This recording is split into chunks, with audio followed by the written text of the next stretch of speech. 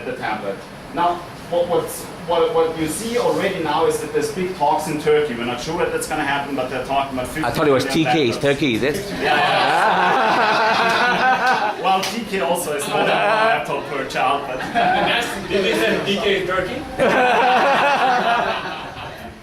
Oh, Thanksgiving is coming up. Oh, you're going to slaughter me. So right now there's still the question of this ICT for education. Are you really sure about that? But if there's one thing that I predict by 2021, it's going to be ICT for education. It's not going to work out with that anymore.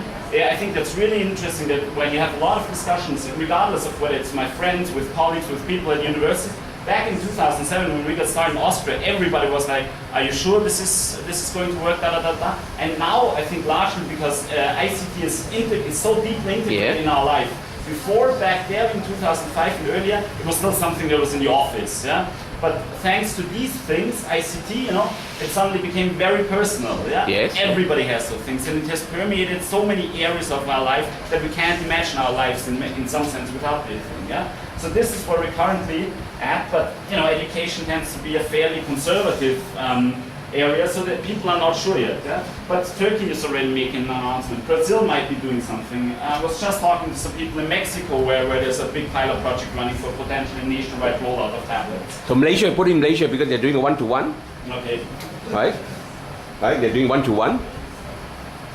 Malaysia, and so on and so forth. There's many more countries coming up, and ICT for education, Nepal spends, what was it, $10 million now on ICT equipment this year? It's probably going to be quite a bit more than, and I say, this is pretty optimistic, ambitious. In 2021, you're not going to have a country which does not have ICT be a big part, a pillar of the education strategy.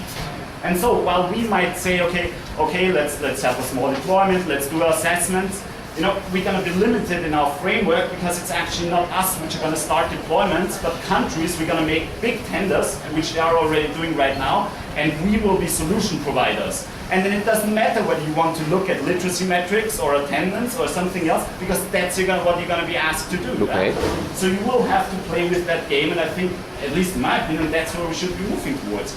Right now, for example, before there was the argument, okay, why is OLPC better than Intel? Because we have this global community support network.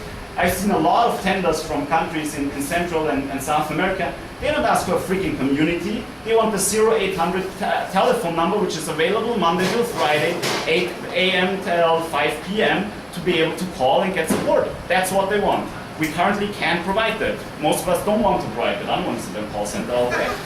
But that's going to be the reality. And somebody else, Intel, associates, other companies, tablet providers, will be able to provide those services. And then all of those countries are going to have one-to-one ICT for education project, massive rollouts, and we're just not going to be part of the game. So what you're saying that you want to climb a tall mountain. Yeah. The journey for you is very, very high. And you can look down to say that, well, we have come up very high. Look, staying within the metaphors of people we're here, we got Mount Everest in Nepal. Yeah? Oh, okay. And what we've just learned, Bernie is one of the world's best Sherpas, Nobody can get to the top of Mount Everest alone. Everybody started doing it with a Sherpa. So the first concrete proposal I have is to have the project, which we've often called already, one Bernie per deployment, okay? Once we actually have that, I'm not proposing cloning him, oh my god. But we need people like him and Daniel Drake. Let's make some improvements. A bit taller maybe. Well, that's called gun and training. You also make it blonde, blue eyes, and that's it. No, but I'm quite serious. Yes, we have a journey, you just but basically told us fold our tent. no. Okay, You're saying exactly. all of these huge Yeah. deployments are going to want 9 to 5 support Monday to Friday, and we're not going to be able to provide it, so we're out of the game.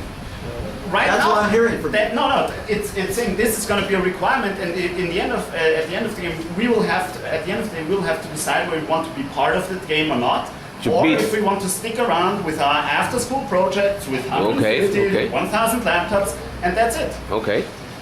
Yeah. So we know